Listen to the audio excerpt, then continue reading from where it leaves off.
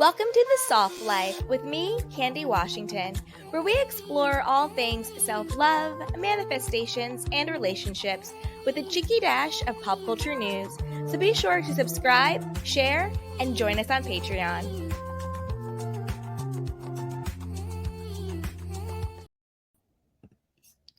Hello, everyone. As always, it's me, Candy Washington, and welcome back to a new episode of the Soft Life podcast, where I cannot wait to help you lead a more joyful life. But before we dive into today's episode, which is really how to activate and harness the power of quiet confidence, how to really tap into your intrinsic power and really stand in your own confidence. So, before we dive in, I wanted to remind you that if you needed additional support, we have courses down below, everything from self love, lifestyle design to manifestation.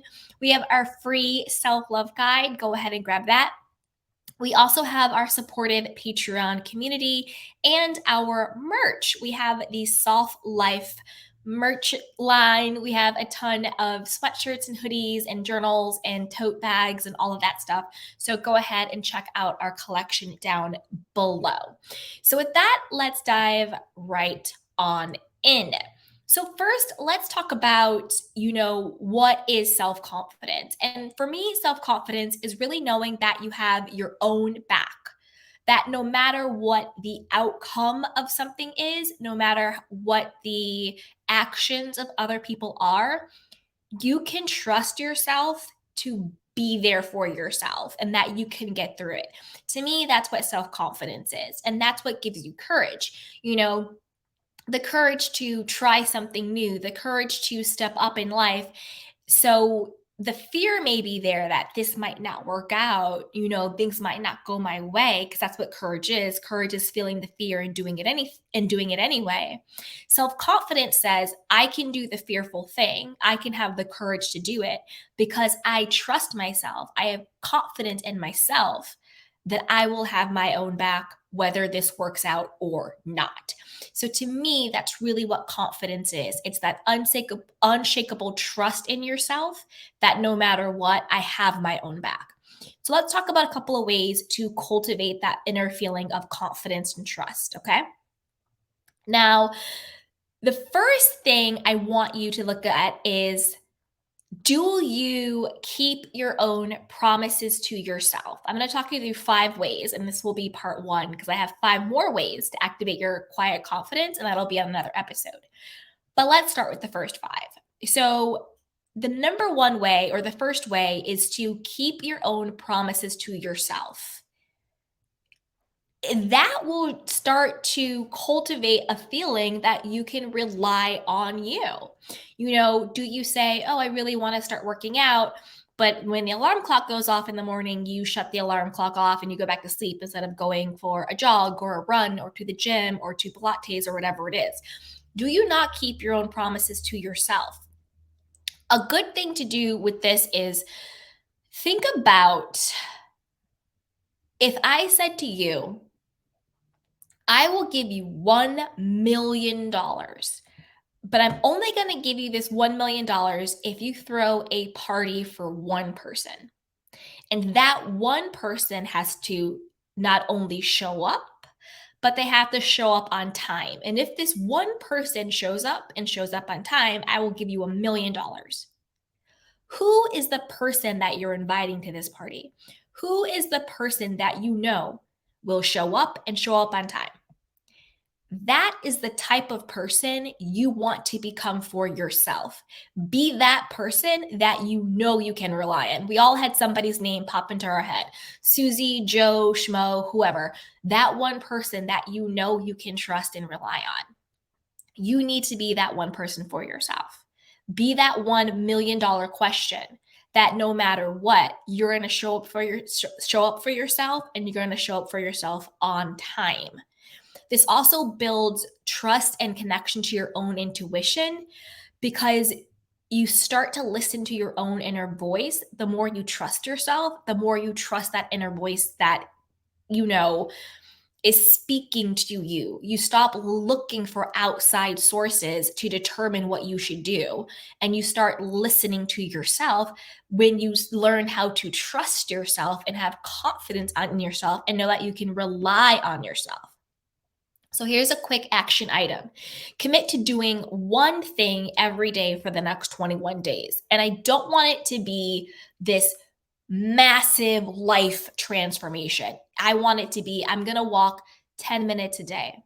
I'm going to drink, you know, 4 bottles of water a day. I'm going to pray every day. I'm going to add vegetables to my plate every day. I'm going to journal every day. Whatever it is, make it something that you know you can do. It's not this huge thing. It's not, I'm going to lose 25 pounds. Like, I'm going to make an extra 50K in my business. No, I want it to be something small, something tangible, something attainable. And that literally the only thing you need to do to obtain this one thing for 21 days is to show up for yourself and show up on time.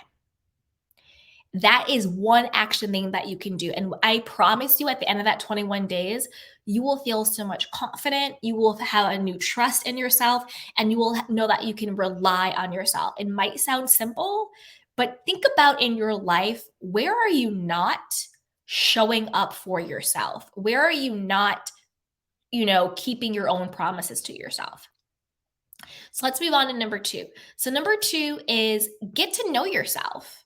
You can't be confident in who you are. You can't trust your own voice and intuition when you're disconnected from who you are. Learn to get to know yourself. What do you like? What do you don't like? Who are you on an authentic level? What are your qualities and flaws and strengths? Like, get to know you, date yourself. What are the activities you like to do? What are the foods you like to eat? What's the music? What's your clothes that you like? Not your partner telling you who to be, not your family, not social media, but you. Who are you? And when you get to know yourself, that gives you a different type of intimacy to yourself. Think about your romantic relationships. It's like, well, you got to get to know the person, right? Get to know the person. And when you get to know someone, you have a certain level of trust in them and confidence in your relationship, and a certain level of emotional intimacy with this person because you've gotten to know them. But how often do we stop and say, maybe I should get to know myself to build that intimacy, that relationship, that trust and confidence with myself, within myself, and to myself? So do things to get to know yourself, okay? Now, an action item for this is journal. Start journaling about what you like, what your experiencing are. You can also make a list of things you want to try and try them, and then say, this is what I liked about it, this is what I didn't like about it, so you can get to know yourself and then start making decisions from who you are authentically, and not based on the mask you wear or just the people pleasing you do, but you get to show up for who you really are. The third is build a positive self image. So you can do this by making 3 different lists about yourself, because if you don't have a self affirming concept, if you don't have a self affirming image of who you are, there's no way you can be confident. And again, when we talk about the quiet confidence, it's not being the loudest person in the room, it's not being the flashiest, it's not being the most demanding. It's about the person who has a still knowingness, a still confidence, grounded, unshakable confidence. That's really what we're talking about here. So make 3 lists to build a positive self-image. The first one is make a list of your past accomplishments and things that you're proud of. Remind yourself of the badass that you are. And it doesn't have to be these grandiose things. They can be small things. They can be medium things. They can be big things. But just look back on your life and think about moments that you accomplished something or that you felt proud about yourself, and relish in that. Show gratitude for it, because no matter what, there are things in your life that you can be proud of and you should be proud of. The list number 2 is now make another list about the things that you like about yourself, about who you are holistically. What do you like about your looks? What do you like about your personality? What do you like about who you are. I love that I'm empathetic. I love my eyes. I love how loyal I am. Just think about different qualities about yourself holistically that you like about yourself. And if you're not in a good place with yourself, start really small. It doesn't have to be these big things. We can get to the bigger things, but just say, you know what? I like that I'm really kind to animals. Whatever, just write down things that you like about yourself, because it's about building that tool and building that muscle memory and building your own image of you that is self affirming, that says yes to you. The third list is make a list about your potential. What are some things that you think you would be really good at? This goes back to the things you want to try and, try them. I personally think I would be an amazing painter. I'm not a painter, but I think I have the potential to really kill it as an artist. But think about things like maybe you think you'd be a great writer. Maybe you think that you would be, a great speech giver or a great whatever. Just think about something that you're like, you know what, I bet if I really tried, I bet if I really put some effort into it, I'd be really good at this. So now you have this list. You have a list of things of the past, your proven accomplishment. This is proof, this is evidence that you can do it, you got this. And then you have your second list of things you just like about yourself, because you're a likable person, things you like about yourself, what is self affirming. And then you have your potential, where can you really go and shine? And that will give you confidence and trust in yourself, and not just in what you've done, but who you still can be and who you still can become. So, number 4 is cultivate a self affirming mindset. So, this to me is one of the best ways and one of the strongest ways. Cultivate a loving mindset about yourself. Talk to yourself in self affirming ways. Don't walk around all day saying, I'm stupid, I'm too fat, I'm too thin, I'm too tall, I'm too short, this always happens to me, I'm so unlucky, nobody picks me, I'm always sick, oh, woe is me, there's always something, blah, blah, blah, blah, blah, blah. No, knock it off, knock it off, knock it off. You know, that's not how you want to walk through life talking to yourself. So you want to get really good at self-affirming self-talk. I walk throughout my day. I love you so much, Candy. You're amazing, girl. You're hot. You're so smart. You're so lucky. You're so blessed. Everything happens for you. Of course, that worked out for me. I always get the VIP treatment. You know, Walk throughout your day and speak to yourself as if you are someone that you love, as if you are someone that you respect, as if you are someone that is worthy and deserving. If you do nothing else, and I have one last thing, and if you do nothing else, do that. Start talking to yourself as if you are someone that you actually love. Think, would I say this to a child? Would I say this to my best friend? Would I say this to someone who's elderly? Those are all people that you love, that you should love and respect, right? So talk to yourself as someone that you love and respect. That will cultivate a powerful stillness, a powerful quiet confidence, a powerful knowingness of who you are, what you deserve, and how you can and cannot be treated, because you do and do not treat yourself that way. The way you treat yourself is the bare minimum for how other people will treat you. Now, number 5, stop being a victim. Get out of the victim mentality. Now, when I say stop being a victim, I am not referring to a victim of any type of physical or sexual or mental or emotional abuse. I'm not talking about that. I'm so sorry if that's ever happened to you. That's not what I'm referring to. When I say stop playing the victim, I mean, again, that woe is me mentality. That, oh, everything happens to me. I'm so unlucky. No one loves me. I'm blah, blah, blah. That's what I mean by victim mentality.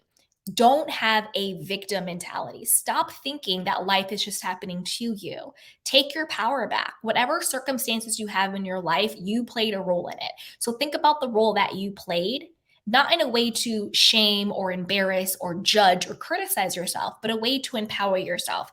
If I played a role in creating this condition in my life, that means I have a power to play a different role to create a different condition in my life, right? So that means you have what? Power. And not just power, but you have power to change. So that should be really invigorating. That should be really exciting, right? You have the power to change your own life. You have the power to determine conditions and outcomes for your own life. That's huge. So when you stop playing the victim, people always treat me this way. This is what always happens to me. Wah, wah, wah, wah, wah. And you stand in your confidence, you stand in your power, and you say, this is who I am. This is what I want. And now this is how things are going to go for me. That is such a powerful place. That's when you start creating your own life. That's when you start living with intention and with purpose and with power and with confidence. So hang up the victim mentality. Life is happening for you and through you. It's just whether or not you are going to tap into your power and start creating a life that you can celebrate, you know? So stop with the victim mentality. So there you have it. This is part 1 of the art of quiet confidence. You know, how to really tap into your inner confident being. And like I said before, if you need additional support, be sure to grab our free self-love guide. One of our courses, we have self-love, we have manifestation, we have lifestyle design. Coming soon will be manifest love. Got a lot of requests for that, so I will be doing that soon. Join our Patreon community, grab some merch, and don't forget to subscribe. So that, you guys, I love you so much. And as always, take care of yourself and each other. I'll see you next time. Bye. Welcome to The Soft Life with me, Candy Washington, where we explore all things self-love, manifestations, and relationships with a cheeky dash of pop culture news. So be sure to subscribe, share, and join us on Patreon.